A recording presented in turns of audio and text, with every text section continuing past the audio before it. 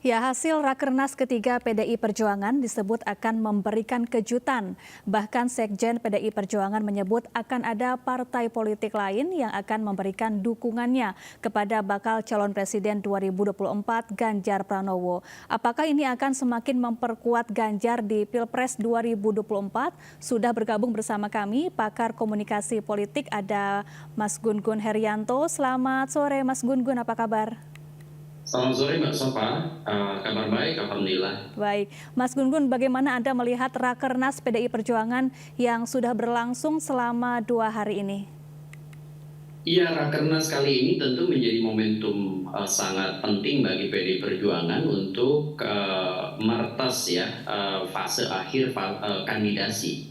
Kenapa saya bilang fase akhir kandidasi? Karena Oktober November udah di depan mata sehingga kemudian capres yang diusungnya Pak Ganjar harus kemudian memastikan punya pendamping yang disebut dengan cawapres ya, sehingga strategi untuk komunikasi politik dengan membentuk tim khusus ya guna memperlebar ruang komunikasi politik dengan kekuatan real lainnya itu kemudian mewujud menjadi satu kesepakatan yang sudah kan PDI Perjuangan dengan P3 itu udah 147 kursi.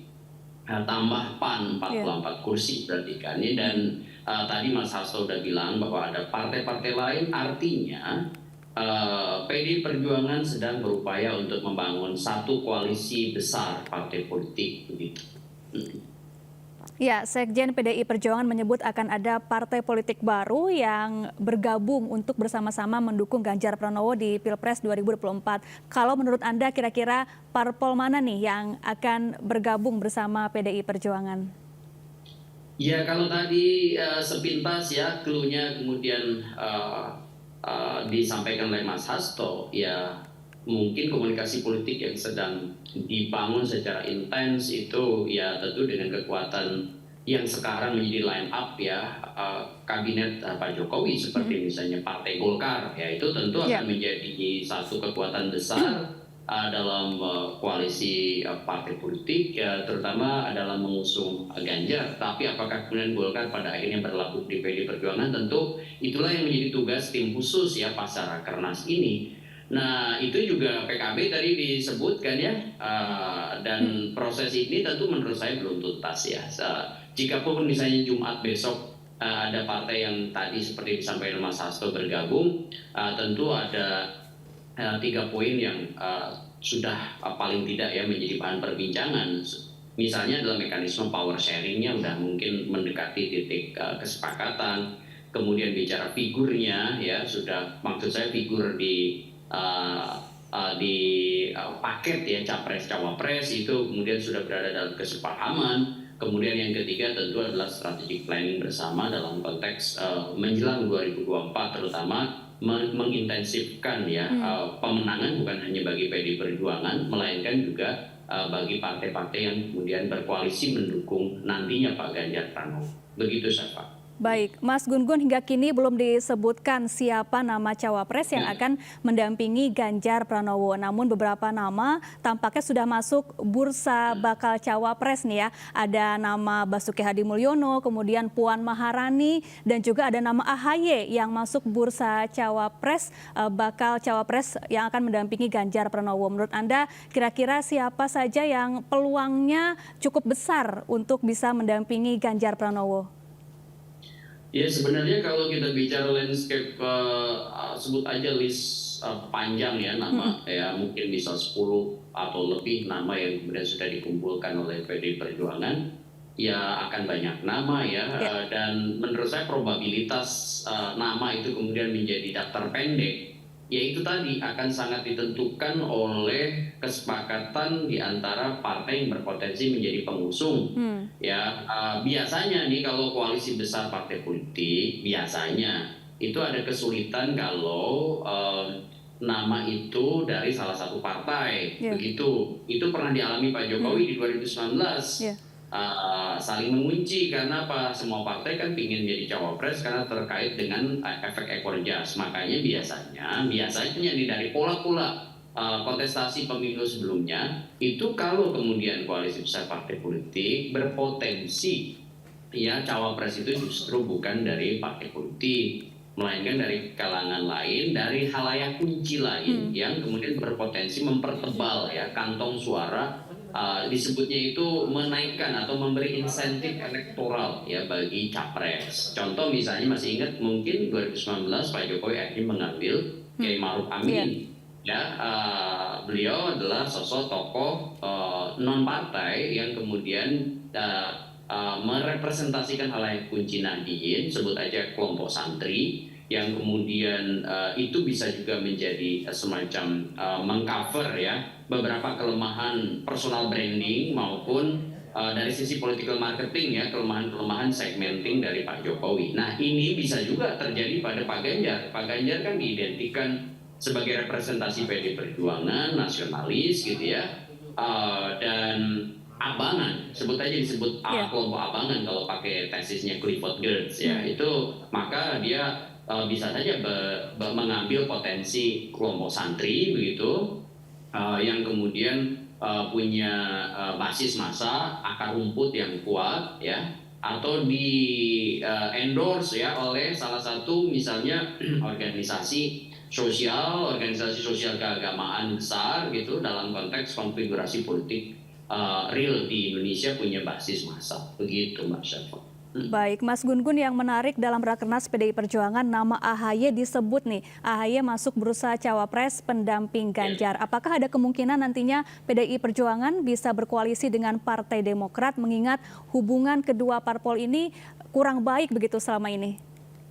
Saya nggak yakin ya, saya lihat ada psychological barrier ya, ada hambatan psikologis antara Bu Mega dengan Pak SBY, satu itu. Kemudian yang kedua, dari sisi garis perjuangan partai juga berbeda. PD Perjuangan adalah merepresentasikan diksi keberlanjutan, ya continuity, ya sementara Partai Demokrat merepresentasikan perubahan. Nah, dari sisi ini faktor kedua ini sulit disatukan. Kemudian yang ketiga, tentu ya ini terhubung juga dengan satu strategi menjelang 2024. Kenapa? Karena kan Partai Demokrat kecenderungan narasi yang dibangunnya itu kan berbeda dengan PD Perjuangan yang mengusulkan Pak Ganjar ya.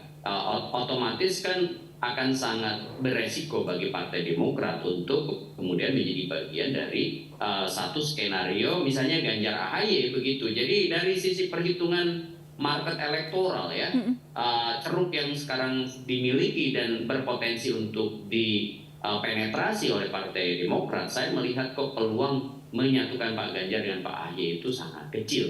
Meskipun dalam politik ya bisa saja itu sebagai alat persuasi, misalnya memersuasi Demokrat supaya kemudian mundur dari koalisi perubahan. Kenapa? Karena kalau Demokrat mundur kan koalisi perubahan tidak terbentuk tuh. Iya.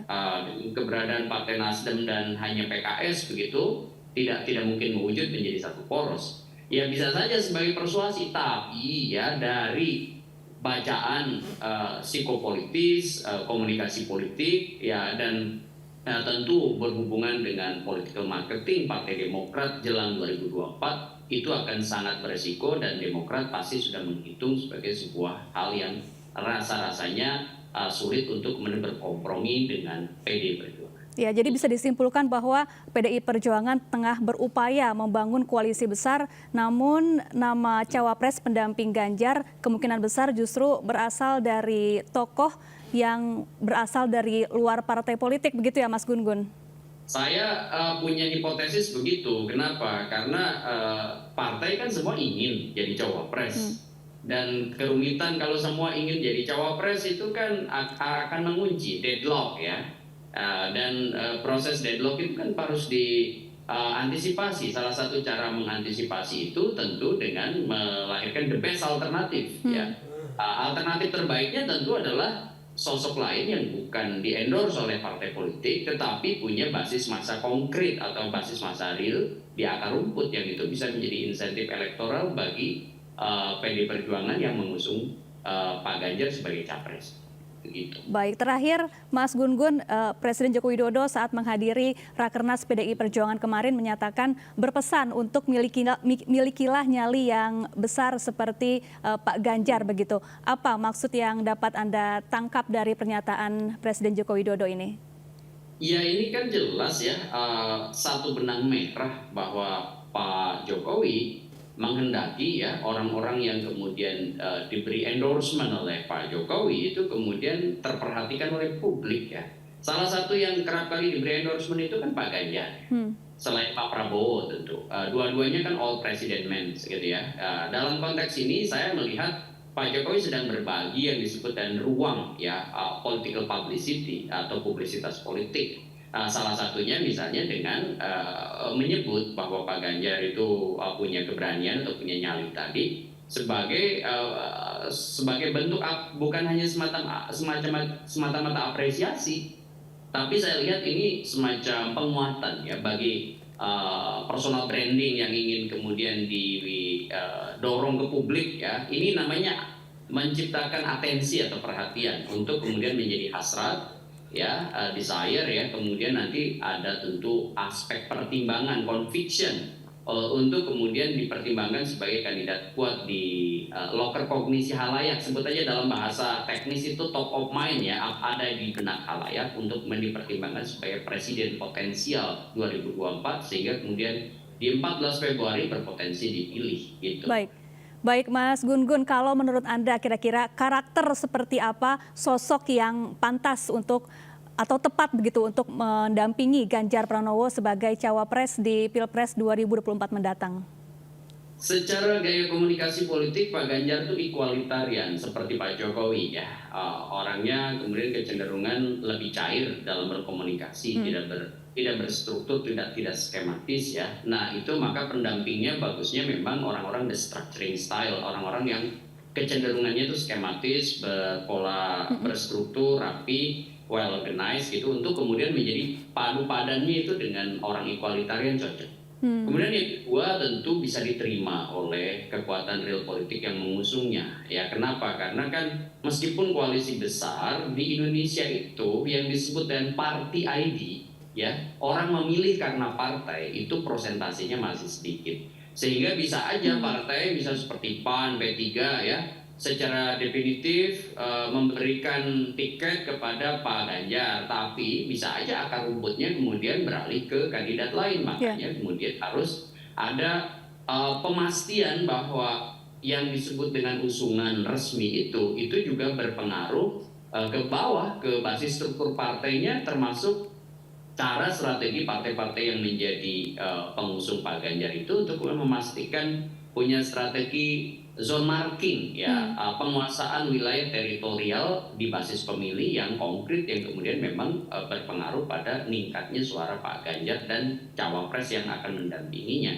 Nah yang ketiga tentu akan terhubung juga dengan fase krusial momentum kampanye di bulan November sampai awal Februari, 3 hari sebelum masa penting ya dalam pemilu, dan itu akan sangat berpengaruh dengan opini publik, manajemen isu, manajemen krisis.